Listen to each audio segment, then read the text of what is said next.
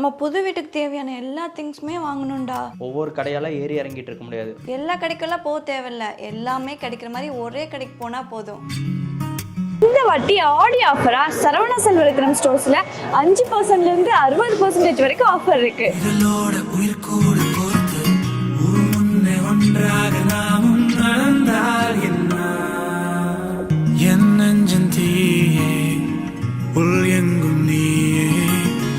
கண்மூடும் போதும் கண்முன் நின்றாயே சிரிக்காதே சிரிக்காதே சிரிப்பாலே மயக்காதே அடிக்காதே அடிக்காதே அழகாலே அடிக்காதே எனக்கு தெரியாத.